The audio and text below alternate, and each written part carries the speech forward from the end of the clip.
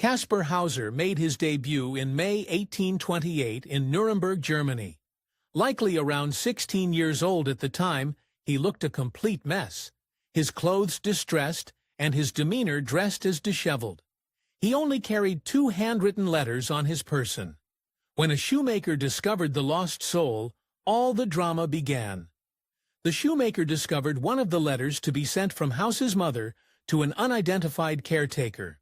In the note, she named the boy Kaspar and claimed that his father, once a member of the cavalry, had passed. That alone, and the fact that his mother gave him up, created enough of a sad story, but that was only the first letter. The other letter came from the caretaker. According to this anonymous man, he raised Hauser and taught him the Bible. The boy wanted to be a cavalryman, so he sent him a letter in hand to the cavalry captain, saying he could take him in or hang him. Thankfully, luck was on Hauser's side. When the shoemaker brought Hauser to the captain of the cavalry, the man either took the child or hung him, only saying, "I want to be a cavalryman, like my father was, and horse." Of course, they kept pressing. The more the authorities put pressure on Kaspar, the more frustrated he became. He eventually began to cry, responding to their questions with, "Don't know." He couldn't tell them where he came from, who sent him, or who he actually was. Out of reasonable options, they did the only thing that seemed to make sense. Concluding that the boy couldn't possibly care for himself, they placed Hauser under the guardianship of a jailer named Andreas Hiltel. He stayed there for 2 months, in which Hiltel deemed the boy physically healthy and up to par for his assumed age, even though he initially seemed mentally behind. Even that, though, soon changed unexpectedly. Hauser's brain worked much better than the townspeople originally thought. The mayor took an interest in Hauser and reported that the boy not only had a great memory, but also the ability to pick up skills quite easily. The curiosity of the townspeople also grew, and with it came elaborate theories about where he really came from. One very popular theory about Hauser began to get around. According to the rumor, he actually belonged to a royal line.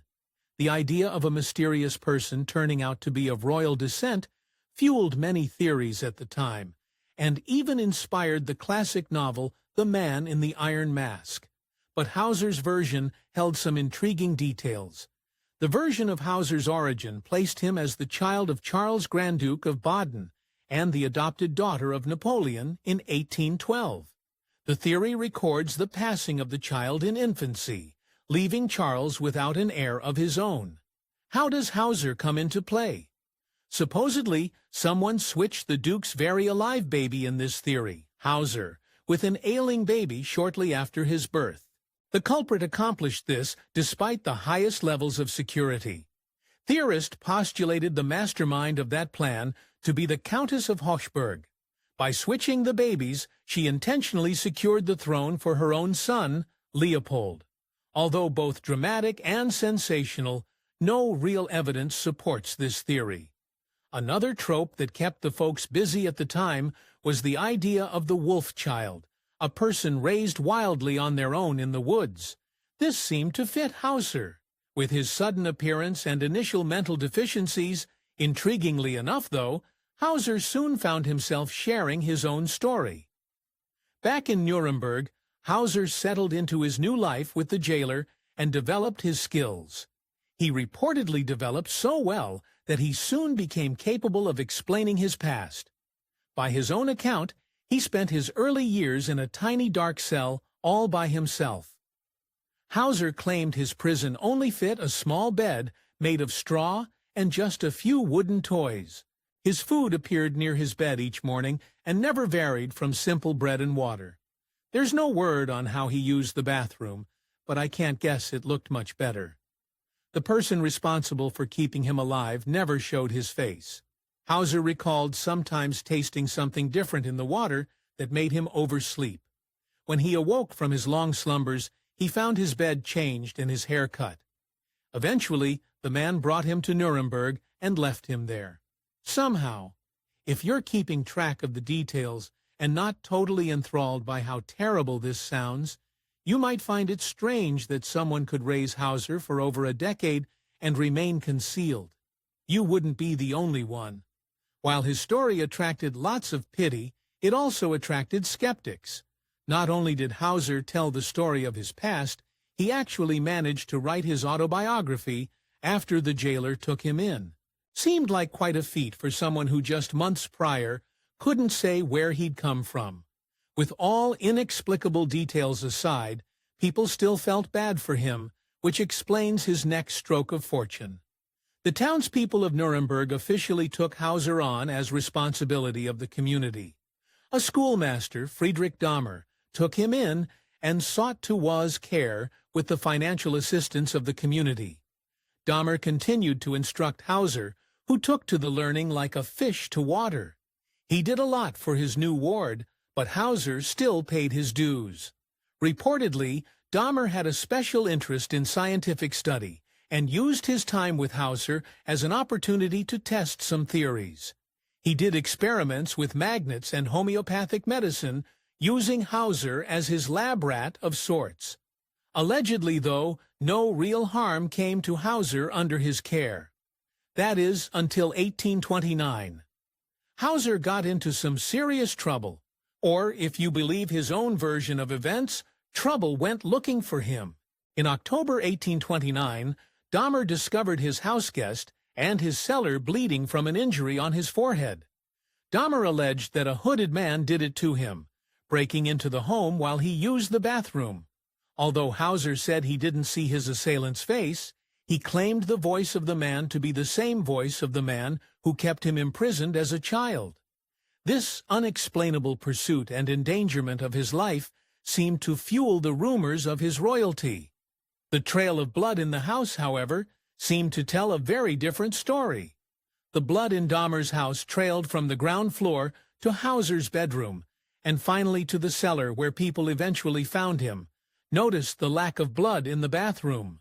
This caused his naysayers and critics to describe a very different version of the story, one that painted Hauser himself as the main villain. Many thought that Hauser actually planned the whole thing, even to the extent of giving himself the gash on his forehead. This explained the blood, with the idea being that he took his weapon back to his room after inflicting himself, then heading to the cellar. It held a ring of truth, considering other notable circumstances. Reportedly, Dahmer and Hauser argued bitterly shortly before the incident took place.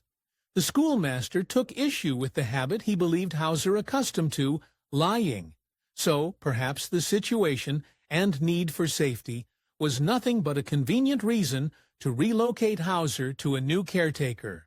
All suspicions aside, authorities did in fact conclude it best to move Hauser to a new place to keep him secure. He found himself in the care of a local official, Johann Bieberbosch. He didn't live out the rest of his days in peace and harmony, though. This time, the whole commotion began with the sound of a shot ringing through his new home. Upon rushing to the scene, his new caretaker found Hauser injured again and bleeding from a wound on his head. Reportedly, he initially shared a story of another attacker. Hauser's story had some gaping holes. He said he'd accidentally grabbed the pistol from its spot on the wall when he was attempting to use a chair to grab something just out of reach. So he not only grabbed the weapon by mistake, but just so happened to pull the trigger and graze himself. Things in Hauser's relationship with his new keeper soon came to light. Over time, Bieberbosch also thought Hauser to be a terrible liar and called him full of vanity and spite, among other not-so-nice things. So maybe he, just as he'd hoped would happen, another person stepped in to dig over his daily maintenance. By this point, the people of Nuremberg probably felt intrigued, confused, and even frustrated with their guest. But somehow, Hauser continued to maintain positive interest in his life and mysterious background. A British noble, Lord Stanhope, tried his hand at Hauser next. His mission, though, seemed more focused. In 1831, Stanhope came to Hauser with renewed energy and the hope to finally uncover the truth of his origin story. He spent copious amounts of time with Hauser, hoping to figure out a way to revive the strange man's memory. After some time with Hauser, this seemed to pay off, in a way that appeared fairly easy to prove. In his conversations with Stanhope, Hauser let a few Hungarians' words slip. More than that, though, Hauser reportedly claimed his mother to be the Hungarian Countess Matheny at least once. This sparked an idea for Stanhope, one he thought would solve the whole mystery. Stanhope took Hauser to Hungary twice, hoping physically being in the place might help him remember more about his background. Stanhope took Hauser to Hungary twice, hoping physically being in the place might help him remember more about his background. Stanhope soon discovered, though, that Hauser didn't recognize a single person, place, or thing there. Or if he did, he certainly didn't say so. Eventually, Stanhope could no longer hold that hope.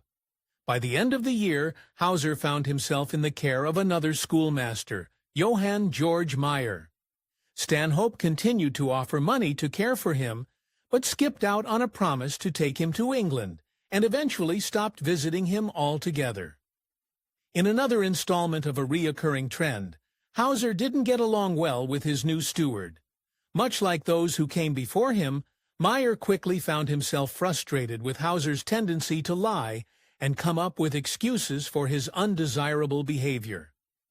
One of Hauser's steady financial supporters, Anselm von Feuerbach, passed in 1833. While Hauser surely benefited from the man's funds, he also seemed to consider him somewhat family. Backed into a corner, Hauser came up with a more elaborate plan than ever. Hauser's final charade began in December 1833, when he arrived back at Meyer's home bleeding terribly. He claimed someone he didn't recognize attacked him again. To complete the scenario, he claimed the person did so while trying to give him a bag of some sort. When authorities returned to the scene of the skirmish, they did indeed find a bag. A note inside revealed a weird message written in German. In it, the supposed guilty party named himself and where he came from. It's not how most people commit wrongs, but perhaps it's a good time to remember some other letters. Remember the letters Hauser showed up with in Nuremberg back when all he wanted to do was be in the cavalry? Continued analysis showed a disturbing fact. Both letters appeared in the same handwriting. One of the letters that arrived with him to Nuremberg was addressed to an army captain there at the time. The issue came with the fact that the letter itself claimed to be written in 1812 before the army captain lived there. If you ask me, it seemed like Hauser faked it from the beginning. The all-too-revealing note at the scene of the scenario, how to describe, was also folded in a very specific triangular way. He often folded notes himself. Furthermore, authorities found the message filled with the types of errors common to Hauser. At the scene of the distressing incident, there was also only one set of footprints in the snow where Hauser claimed someone had attacked him, and upon study of the actual wound, investigators agreed that Hauser did in fact cause his injury himself. Hauser was in too deep, as in he literally cut himself too deeply to survive. He passed just 3 days after the entire fiasco. The townspeople buried him in Asbach, gracing his headstone with the quote, "Just as mysterious as his entire life there. There lies a Kaspar Hauser, riddle of his time." But if you thought his story ended there, you thought wrong. Stories about Hauser's life, as well as theories about his true backstory, continue to entertain curious audiences for years to come. Shortly after his passing, however, some of the persons who had been close to him during his life came forward with astounding admissions, the kind of pointed accusations they seemingly couldn't manage when Hauser lived. Perhaps you remember Lord Stanhope, so determined to find the truth about Hauser that he took him to Hungary and promised a trip to England as well. After Hauser passed, he authored an entire book of evidence to discrediting Hauser's stories. He claimed he felt it his duty openly to confess that I had been deceived. Doctors examined Hauser's brain after his passing, likely searching for a scientific explanation for his behavior. One doctor thought his brain was smaller than usual, and postulated Hauser might be an epileptic. Another doctor refuted this claim, though, declaring him totally normal. It's not at all surprising that Hauser's case raised great psychological interest. On one end, psychologists considered his own version of his backstory to be nearly impossible. By their studies, if he'd really been kept in isolation, as he'd claimed, he'd be much more mentally underdeveloped. That didn't explain why he lied, though. Some psychologists theorize that Hauser actually suffered from a personality disorder characterized by deep paranoia. That would explain his histrionic behavior, and perhaps even the way he fed off the pity of others. For the reason, he ultimately pulled off an incredible level of deception, one that went down in history. A statue of Hauser still stands in Ansbach, Germany today, erected in the 1940s. It refers to him as the child of Europe, presenting his mystifying life as one of interest, and perhaps as an icon of European culture and lore at the time. Not too surprisingly, Hauser's story ultimately reached far past his chosen home in Germany. Hauser's mysterious life continues to live on, especially through the arts. He's inspired books by critically acclaimed authors like Herman Melville, and became the muse for various movies and television episodes. They say crime doesn't pay, but perhaps a lie or two can get you a little notoriety. Thanks for watching History Exposé. If you love uncovering the best stories in history, hit like and subscribe to keep exploring with us. Don't forget to visit our main page, Factor Nate, for more incredible facts about everything.